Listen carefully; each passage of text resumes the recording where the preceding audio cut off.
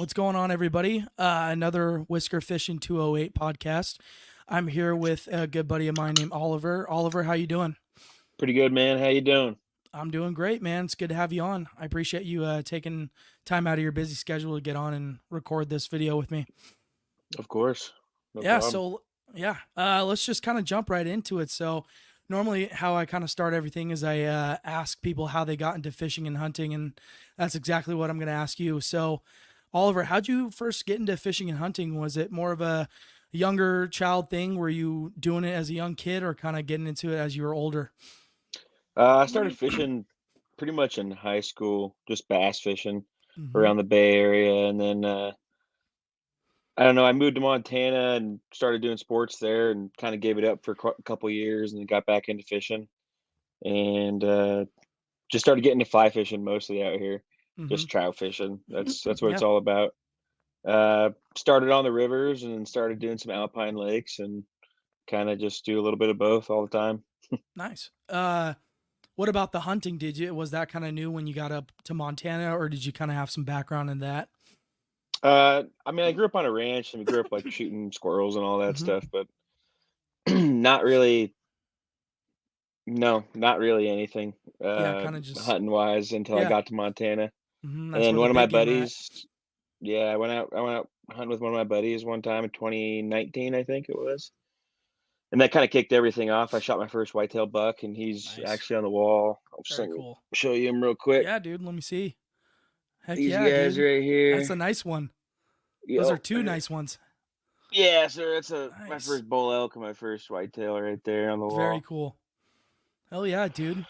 Um, yeah, the hunting up there seems like it's the real deal. I got a buddy down here that I recently took sturgeon fishing, and he tells me he's like, yeah, I got family that moved out to Montana.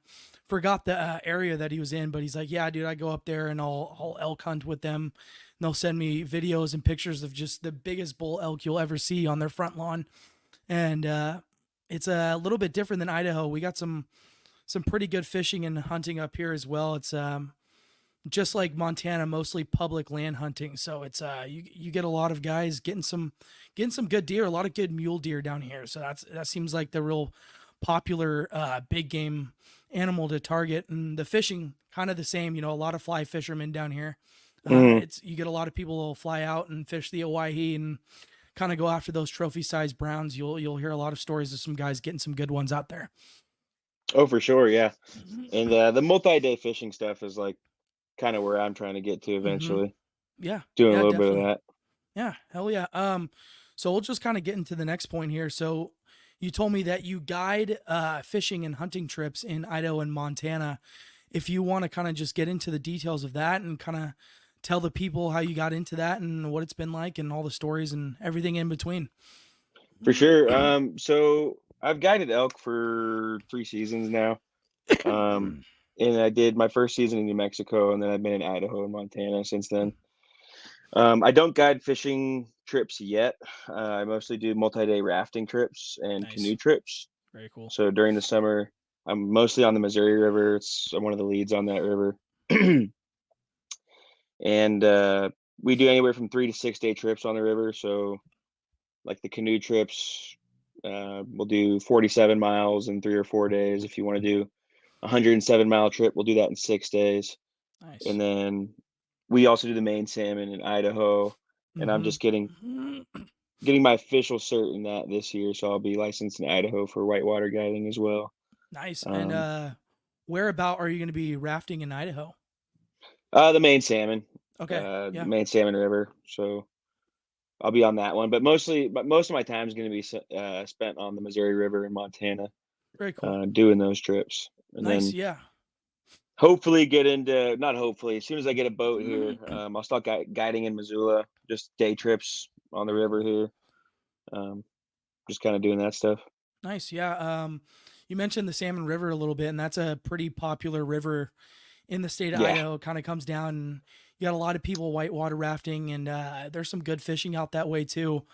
Um, and then you'll get a lot of people going out for salmon actually on the Salmon River, and I believe the most popular spot seems like Riggins. If you know where that area of Idaho is, it's Oh yeah. It's kind of battle fishing down there. You'll see a lot of people just right next to each other, like like checkers, man. It's just pieces, just people just sitting there all day, and like it's not my type of fishing, but I wouldn't mind going out there and seeing if I can get a good salmon or two. Oh, for sure. Yeah. Riggins is actually where we take out. So when Oh, we cool, take very out from cool, the Salmon River on the main stretch, we'll take out at Riggins and just go head back to Montana from there. Because nice. my whole company, we run 5 rivers out of Montana. Oh, sweet. So we're on the Clark Fork, the Blackfoot, um, Missouri River, the Locksaw, and the main salmon. I don't guide. I'm not like one of the main guides or anything, and I don't guide the Locksaw yet. That's like big whitewater. Yeah, And top I of the might get line. into it this year, but I'm not sure yet on that. And I don't know. I'll be doing a Grand Canyon trip this year as well. I Nice, mean, that's the goal, and that'll happen in May, and then in nice. April, doing like my last training trip on the main salmon to get my How many? license, and then I'll be able to guide. Very cool. How many people do you normally go out on these trips, whitewater rafting? Is it like you taking out groups of people that are just paying for the day and want to get that experience, or are you going out to kind of challenge yourself with some of the other guides? It's mostly just work during the summer. I mean, Mm-hmm. if you get some time with the other guides, it's super fun to do. That's what the training trip's for mostly. That's how I got into it. It's actually a Nice. class through the university here. And I got into it, like my company runs it, and then they just asked me to guide with them after. And I thought it was a super cool opportunity, so I started guiding with them, and it worked out really well. Usually we go anywhere. You can take out somewhere like around 15 people, but we take up to 30 people on these Yeah, trips. So I very mean, then cool. we do breakfast, lunch, dinner, appetizers, dessert, That's like the cool. whole 9 yards. Hell yeah. Yeah, it's a super cool setup, and people can fish if they want to. So like sometimes like we have a bunch of rafts, right? And so somebody wants to fish, we might have a guide stay back and then just spend an extra hour fishing with them before we get to camp or something like that. That's Or cool. even at camp, we'll do something, or lunch we pull over at a good fishing hole or something like that. It's Nice. really Yeah. easy to get your fishing in on these trips. Yeah. 100%. And like if I went whitewater rafting and all, I would love to just be able to stop and fish the river at some point. And I know you guys are staying prepared with that stuff because I'm sure you get a lot of people that are like, "Oh, can we stop and fish this hole?" Or, you guys got any fishing rods? Let's get out in the water. Yeah, I mean, they bring their own fishing rods because Very like cool. we have Nice. so much other stuff to Mm-hmm. worry about. Yeah, like I mean, we're carrying all their stuff down the river. Yeah. 100%. And, Don't want to it's I lose it. mean, like, the main salmon is 86 miles and, like, 70 something of it is wilderness, so there's no service or anything. Yeah. There's No. no way to get out except for, like, jet boat or helicopter. Yeah. Some of those stretches of the river get pretty gnarly. Like I hear a lot of people will go sturgeon fishing on the Hell's Canyon stretch. That's where the state records and the big boys are at, and you'll see a lot of guys just going straight for it with those big jet boats, and Yeah. you just wonder how much time and effort they've put into like be able to just park their boat just on a rock. I had a buddy that went out on a sturgeon guiding trip, and he said, yeah, the dude literally just pulled up on this huge rapid on this rock and just sat his boat right there. It's just beating it to shit. And I'm just like, oh my God, I would put that boat in the bottom of the river. It's crazy Oh, for some of the, sure. how those guys are able to get into those spots, but it's definitely worth it when Yeah, you it get can there. be gnarly. They lost a boat this year, and, I mean, they lost the people in the boat too, but, Damn. I mean, some of those rapids get pretty gnarly. I mean, No, the main 100%. salmon is pretty manageable. I mean, at high flows, it can be kinda, like, pretty stout, but at low flows, which is when I've ran it, it's been pretty manageable, Yeah. and that's nice.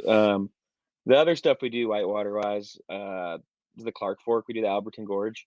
Nice. That's like class 3 whitewater. Okay. Nothing crazy, but just some fun rapids. I mean, you could Yeah. toss a boat at high flows if you really wanted to, Yeah. but it's like a fun section that's relatively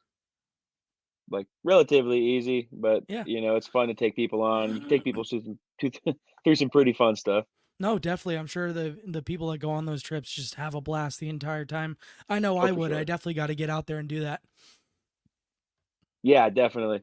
It's a lot of fun, and then when I'm done with whitewater is when I get into, hunting guiding pretty much. When river season ends, I transition into hunting Yeah, guiding. just flip flop. Yeah, just like that, and, sometimes it's kinda hard to find an outfitter who can just, like, pick you up that late in the season because like, I got done with river season pretty much in the middle of bow season this year, and then took a 4 days off, and then went right back to it. Right back to it. Yeah. Yeah. Um, I know you were talking briefly about where you guide for elk in just different spots. You said New Mexico. I know that's a pretty popular spot to go hunt for some trophy size elk. And I've heard some Mhm. stories of some guys getting some big ones. Did you guide out there for a season or two, or kind of how did that Just go one for you? season. I guided archery out there, when was that? 2021 is when I Nice. guided out there. Yeah, we shot 3 bulls, 1 that I got personally with a client. We did pretty well. It was a nice 6 by 6, scored like 280. Nice. But, yeah, it was 100% private land unit, which is kind of weird, a little bit Yeah. different, and, I mean, really cool country, hunting at anywhere from, like, 9,200 to 10,000 feet elevation, and then, like, so high elevation alpine stands. Um, yeah, I really like New Mexico. A lot of elk. We were hunting Yeah. right off of a reservation, like, is where our private land was, so you could call them right off the reservation on That's the so private cool. land. Just big trophy bulls. Yeah, you don't even. Saw some wolves out there, which is kinda cool. Yeah, that's pretty cool. Yeah, Yeah. I didn't know that New Mexico had wolves out there. I didn't know if they got reintroduced or how that process kind of went. Mexican gray wolves. I mean, Okay, actually, I so called the different. Fish and Game when I was there, and, they said they didn't exist there, which was fine, but, like, coyotes don't move elk, so wolves do. Yeah. And these were clearly wolves, and, I mean, I live in Montana and hunt here and seen wolves, and Mhm. you can go to Yellowstone and see as many wolves as you want, but, Yeah. I'm a hunting guide around Idaho and Montana now, and I've seen plenty of wolves, and they were down there. The Fish and Game just didn't wanna admit to it, and that was kinda odd, but admitting that they're there means that they have to spend money to protect them, Yeah, and they just don't want to exactly. deal with that problem right now. Mhm. And actually, they actually just admitted this last year that there is now wolves there, but that was 2 years after I reported it. Yeah, So I was an environmental studies major during school, so I learned a lot about wolf populations and how they affected different states. And I know that Idaho has a decent amount of wolves, and you can yeah, hunt them. And I know that a lot of people will go up to the northern part and get after them. Um, and I know they have done some damage to this state and some other states. And I know for it's sure. kind of a mixed feeling for a lot of people. And kind of going into that perspective, a lot of people, they have their opinions about it. It's just not 100% on one side. It's, pretty big split 50-50, I'd say. I think a lot of people are just misinformed about wolves. 100%. I think a lot of people, if they think that you hunt wolves, that like you hate wolves, which is not Hmm. really true. It's like the same thing can be said for elk. Yeah. It's just another part of the ecosystem that needs Hmm. to be managed. 100%. I think a lot of people are like, "Well, wolves don't need to be managed if we just left everything alone." Well, that's great, but we're humans and we affect the ecosystem, and let's act Yep. like we're here and we're Yep. sharing the environment instead of acting like we don't. And not every place can be Yellowstone. Like that's what people need to realize. Like, just not every place is meant to handle uh, that kind of like amount of animals. It's just not feasible. Um, Oh, yeah, 100%. and the wolves serve their purpose, but at the same time, like, they do definitely reduce, elk and deer populations, people need to Hmm. realize that. Yep. Uh, they get a lot of hate, but they're here to stay, and, Yeah. people can pick up a tag, and they'll never you'll never ever kill off wolves. There's so many of them, and Yeah. they're so hard to hunt, extremely Yeah. hard to hunt. That's what I heard. I watched a documentary of some guys in northern Idaho going after him, and it seems like a handful to get after a wolf, and it looks like a challenging hunt. That's for sure. And I It was just watching it. I wasn't out there, so Yeah, I mean, you gotta think that, like, 99% of the time, people are buying a wolf tag just to have in their back pocket on the off chance they exactly. see a wolf. Yep. Like, there is most guys are not gonna go out and spend their time hunting wolves because it's Mm-mm. really hard, and usually you gotta do it in the snow, and it requires a lot of time and effort Yeah. to get up to where the wolves are gonna be to safely if you're gonna trap them, which is really the only way to get after them, like, consistently, you have to get pretty far away from roads so you're not trapping people's like, dogs and stuff. Hmm. And, it takes a lot of effort, a lot of money to get back up in there, and and trap them. And there's just not a lot of guys doing it. Yeah, no, yeah, I totally get that. It's always just a handful of dudes you see doing that and getting after those type of animals because it's so hard. You learn about wolves and they don't like people. They don't want to be around them. They want to be in their own space. And there's some every once in a while you'll see some videos of some people able to get up and kind of personal with them. And I wouldn't really recommend it, but most of the time they'll run off. Yeah, I mean, they're pretty scared of humans. We had two Hmm. packs in my area in Idaho this year when I was guiding for them, or I guess 2023. Um, they decimated our area. Like it was a terrible season. We shot one bull. Um, I called him into 5 yards, and uh, the hunter kind of screwed the pooch on the deal. And I stopped him again at 20 yards, and he hit him, but it was a little bit it was a little bit high. I tracked him for like 2.5 miles, and the blood ran out, and we never recovered him. And that was Damn. pretty much all we had in our area. Yeah. Really thick. But we had some hunters that called in a pack of 5 wolves just with cow calling. I don't know if you're familiar with that, but Yeah. just Hmm. yeah. So they were cow calling, and they had a pack of 5 coming on them, and then That's crazy. a week prior to me coming into camp, we had on film a pack of 12 to 15. We couldn't tell how many pups they had, so I was Yeah. 12 to 15. And they were on a elk carcass kill in the area. And they came over from Montana into Idaho. I was guiding along the St. Joe, which is about 30 minutes from Avery, Idaho. Uh, so I was guiding in there just along that river. Gotcha. But Yeah. I mean, wolves are one of those species, like you said, that so many people are misinformed. It's like on one hand, you do need them because yeah, at times they're keeping the population of other animals under control and they are a part of the ecosystem. But on the other hand, it's like they do come in and just take what they want, and that could be yeah, really daunting for hunters, especially going after those big game, those big deer, those big elk, even moose. In certain situations, you just in areas they get wiped out. So I think it's one thing for the public, just before you kind of come into that topic, definitely look at both sides because there's always two sides of the story, and it's just they well, get for sure. I misinformed. mean, look how many. I mean, you got to really think about it. Wolves killed 22, 23 elk or deer. Elk really a year. Hmm. Big game animals a year per wolf. I mean, that's a lot. Yeah. You got to think about it. You have a pack of 15. Most packs don't run that big, right? Most packs are going to run 15. They're going to run 5 or 6 Yeah. around here in the woods. In big open areas like Yellowstone, yeah, sure, maybe you can get up to 15. It's pretty rare. But I mean, 70% of like the elk population is gone in Yellowstone right now from what it Yeah. used to be before they Hmm. reintroduced wolves. Like it's drastically changed the amount of elk that are there, which is good and bad. Um, but like in my areas personally, like if I'm hunting when I happen to see a wolf in an area that I'm hunting, yeah, I don't want 20 animals to be gone from one wolf in the place I'm hunting. If I can uh, maintain my hunting place, I'd like to. So at the same time, it's just something like an animal that needs to be managed. It's the Hmm. same reason people need to hunt mountain lions. Like every six Yeah. days, a mountain lion's taking a deer or an elk because they Hmm. eat fresh meat, and so it doesn't really matter. They won't eat the whole carcass.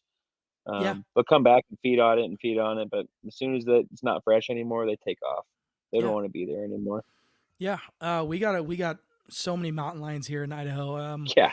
I got a lot of people that I got a friend and her stepdad and family. They regularly hunt mountain lions in the winter. They'll go and they'll send dogs after them and trap them. And they got a whole fur pelt of one in their living room, and then they got pictures of them holding it up. And one of the youngest sibling, the brother, he got called from a rancher up there. It's in Cary, Idaho. I don't know if you are familiar with that area, kind of just Yeah. south of Ketchum. Yep.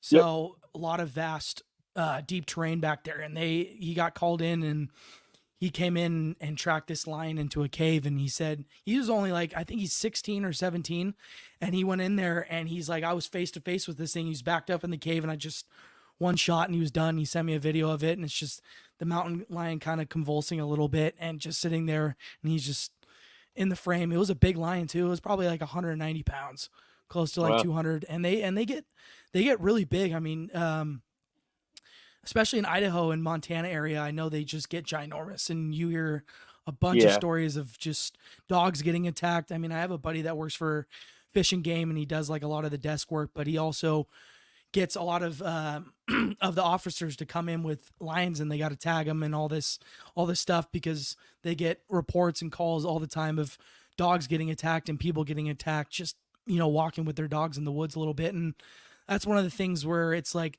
those animals need to be managed, but when you're out there, you kind of have to expect at some point to run into an animal like that. Yeah, I mean, the big one is for everybody, like, I mean, in all honesty, cats are probably people's biggest concern out here in Montana for people who Hmm. know animals and how they kinda act. Wolves really don't want anything to do with you. Yeah, They're not gonna really come get you, like, they don't want anything to do with a human. They know they're gonna get killed. Um, Mountain lions really are people's biggest concern outside of grizzly bears. hmm, Grizzly bears, like, sure, they might be, like, people's biggest concern, but I'd worry about lions more. There's a lot 100%. more lions than there is grizzly bears. Yes, sir. Um, there's an absolutely a ton of them, and when there's a lot of them, there's more of them that are gonna be hungry or injured and more prone to go look for a human to snack on. Yeah, Um, 100%. but that being said, grizzly bears are a huge thing here, Yeah, right? yeah. I mean, Montana, the University of Montana is this, Yeah, the grizzlies. Grizzlies. Yeah. And you hear Montana, pretty big population, especially for the lower 48. You only have, They have the there's been largest. sighting. Yeah, they got the largest. You see sightings in very, very vast wilderness of Washington and some sightings in Idaho. And then you look at the big population that's coming out of Montana and parts of Wyoming as well. And just it's great, Yeah. having them around. And also one of those things that people don't have to worry about, but do have to worry about. You have heard some stories, but for the most part, I feel like they're pretty well managed. Other than getting into people's campsites, especially in the Yellowstone area, you always hear of every so often some person getting attacked, and it's a tragic thing. But they're the top dog around here. I mean, other than the polar bear, which you don't really see much of. The grizzly bear is the top guy. Oh, yeah, for sure. The grizzly bears, top dog around here. We had one 300 yards from our front porch just last year. I had a That's video of insane. it, but it was That's I insane. live out in the wilderness here. Yeah, There's not any service. I'm on Starlink, that's the only way I can talk to you, so, like, I don't even really get texts out here. yeah. But yeah, we had a grizzly bear and her cub Oh, just that's last cool. year, just right next to the door, and we had a bear getting our trash one day. They're around. I mean, there's something to Hmm. be aware of, and um, yeah, if you're not careful, you could end up being their snack. But Yeah, they hundred don't really, percent. grizzly bear. They don't ever attack out of predation.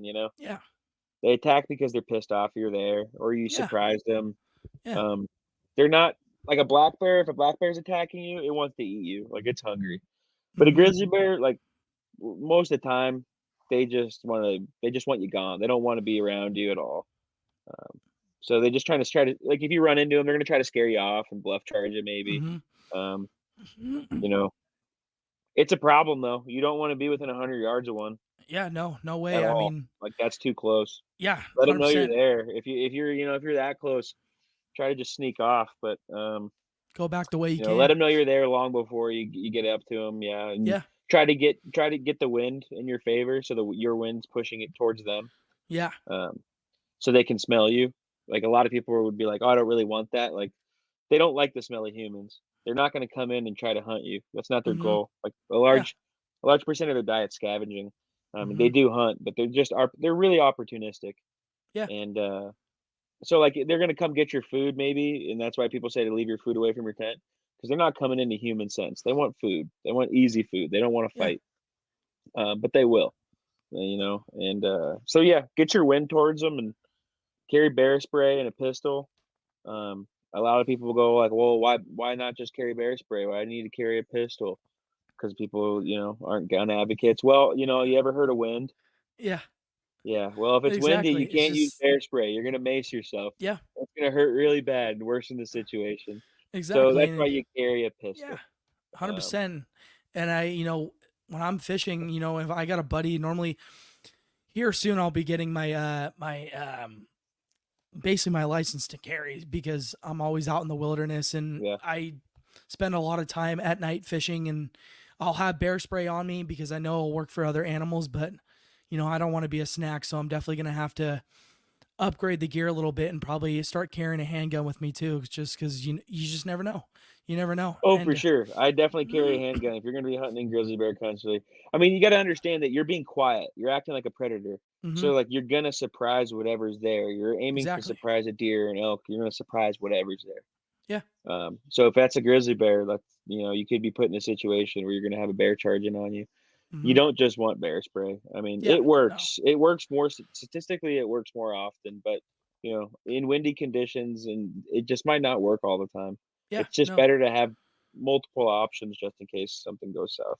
Yeah, I mean, be prepared. You hear of stories of them being able to just absolutely maul people, and it's Yeah. just most situations it's a a mom with her cubs, and obviously they get real protective, or it's a big male, you know, frightened or startled by a human coming up on him, and you know things happen. You see people getting attacked, and it's just it's crazy stuff, and that's why you want to be prepared when you're out there, especially out in Yeah. grizzly country. We don't have grizzly bears really in Idaho. There's been a few sightings in very, very, very remote areas over the years, but we don't have a very um, big population like you do in Montana and Wyoming. So you have to you got to be prepared because you never know, and it could be your last if you're not prepared.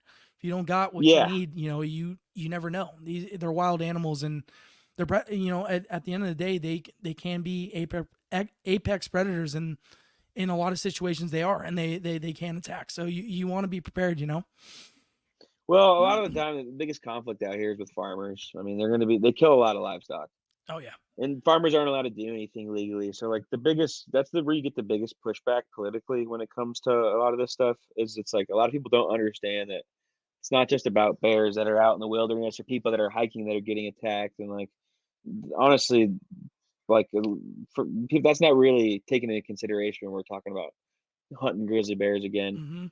Hmm. The biggest thing is that like there's problem bears that they start killing cattle and then the farmer's not allowed to do anything and then all of a sudden the chicken coop's getting raided and then all of his dogs are getting killed because the grizzly bear's coming in and you have a problem bear that poses an issue to humans A and then nuisance. somebody does die, right? But like how do you stop it before it gets to that point? No, 100%. How do you stop? Cattle is money.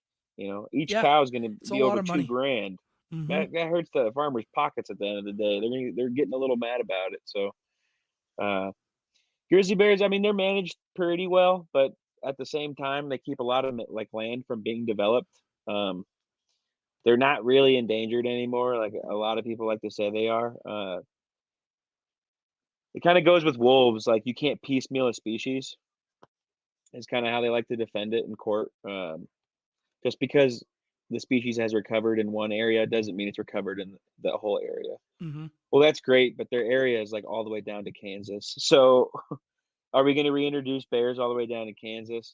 It's a rabbit hole Yeah. when you get into it. But we do it with wolves, and we're allowed to hunt wolves now. And eventually, we'll get to the regulation in which will probably be like a select few amount of bear hunts per year, probably like five that people are going to pay an outrageous amount of money for, and that's probably how I'll end up starting to hunt them again. I don't really mind that they're here. Um, you're gonna lose bears every year to human conflict. People are gonna shoot them whether when they're hunting because they're getting charged. Um, my girlfriend's uncle, he had two bears charging on him this year, calling an elk. And that's just about an hour north northeast of Missoula. Called in two grizzly bears, and Yeah, I mean that can get. it's pretty normal life out here to run into a grizzly Yeah, bear. 100%. It's not a matter of if, it's just if you're outdoors recreating here, it's just when is it gonna happen, and so be prepared. Yeah, I mean, yeah, like you said, be prepared. It's just like you said, you're just talking about your girlfriend's uncle, and he probably wasn't expecting to call in two grizzly bears and get charged like that, and that could definitely get the heart pumping a little bit. And in that situation, a lot of people don't really know what to do. So it's one of those things where it's like you gotta know that you are in grizzly country and react accordingly because like I stated before, it could be your last if you don't. So it's you're in their land, you are in their house. It's the same thing as if they were just staying in your house. What would you do? Well, you gotta be It's careful in identifying too yeah. what's going on. Like, he called in those bears, but doesn't just because they charged into his calls doesn't mean he can shoot them, right? Yep. Because yeah, that's a $5,000 fine and Huge 45 fine. days in jail and loss Yep. of hunting privileges. So you Yeah, have it's to sit illegal, there and make sure that bear's actually trying to kill you yeah. before you ever pull the trigger. So he called in those bears at like 15, 20 yards while he's bow hunting and then pulls his pistol and is yelling at him, getting them to wheel around, hopefully going. And they both did, but at the same time, uh, you got to be pretty calm and just know that Yeah. that is a situation. If you're out here hunting, that is a situation you might put yourself into, and you can't be dumb about it. So know Yeah. what you're doing. Yeah, Practice. definitely. Yeah, I just, a few years ago is kind of when I learned that it is illegal to shoot a grizzly bear in most parts of the lower 48, Yeah, just all because, the lower they're trying, 48. yeah. Yeah. Except for, like probably British Columbia and Alaska, obviously people will hunt bears out there, but in the lower 48 it's illegal. So, Yeah. and a lot of people like don't know this, you better have your story straight. Like if you end up having to kill this bear, like it better been for the right reason. Like it's on top of you, because if not, like you're gonna be serving jail time, and like you said, huge fine, privileges lost, all sorts of things. So it's definitely a fine line of being defending yourself and doing what's right. So Oh it's a yeah. crazy thing. Um, but yeah, we'll probably end up closing it out here. Is there anything that you want to touch up on or talk about or close out on, or are you good to go? No, man, I'm good. Thanks for having me. That was awesome. Yeah, heck yeah, man. I appreciate you coming on. It was an awesome episode, and I'm pumped to record it.